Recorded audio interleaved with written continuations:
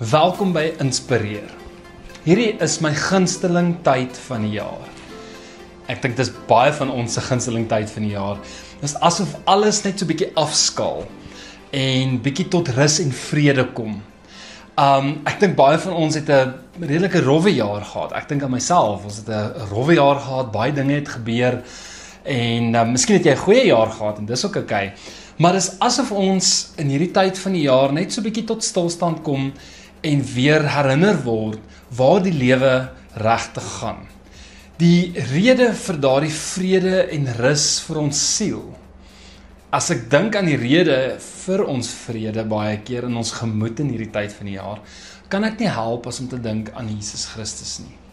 Nou, vanoggend is 'n herinnering aan jou oor wie hy is. En soos ons onthou wie hy is ons natuurlike reaksie aanbidding.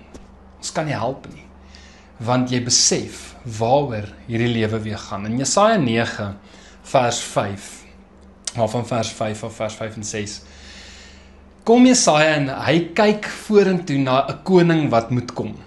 Onthou, vir hom moet hy in die toekoms kyk, vir ons kyk ons terug in die verlede. En ons weet hy het gekom. En dis daai bekende gedeelte in Jesaja waar hy begin, hy sê, vir ons is 'n seun gebore, aan ons is 'n seun gegee. Hy sal heers. Hy sal genoem word, wonderbare raadsman, magtige God, ewige Vader, vredevors. Vers 6 sê, sy heerskappy sal uitbrei, en hy sal vir altyd vrede en voorspoed bring. Hy sal op die troon van Dawid sit, en oor sy koninkryk regeer. Hy sal die koninkryk vestig en in stand hou deur reg en geregtigheid, van nou af en vir altyd. Daarvoor sal die onverdeelde trou van die Here die Almagtige sorg. Hier's 'n paar verskriklike mooi dinge waaraan ons osself moet herinner in hierdie tyd van die jaar.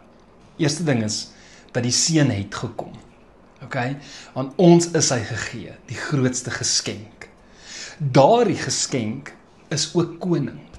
Dis nie net sommer enige koning nie, dis 'n wonderbare raadsman, daar's wysheid, dis magtig, dis almagtig, hy's ewig, en hy's die prins van vrede, die vredevors, die rede hoekom ons daai gevoel, daai atmosfeer van vrede in hierdie tyd van die jaar ervaar, Jesus met ons.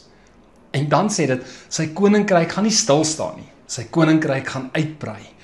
En soos dit uitbrei, gaan hy vrede en voorspoed bring. Hy sit op die troon van Dawid en hy heers oor sy koninkryk. Hy sal dit in stand hou, deur reg en geregtigheid, wat sal dit geskied, van nou en vir altyd. En dan, ek hou van hierdie laaste gedeelte, hy sê, daarvoor sal die onverdeelde trou van die Here die Almagtige sorg. Nou ons weet dat God se trou het reeds daarvoor gesorg. Jesus het reeds gekom. En terwyl ons hieraan herinner word, wat begin in jou wakker raak? 'n reaksie. 'n reaksie wat ons sien die engele gehad het toe Jesus gebore is, daar in Lukas 2 vers 14. Nee, is 'n reaksie van aanbidding.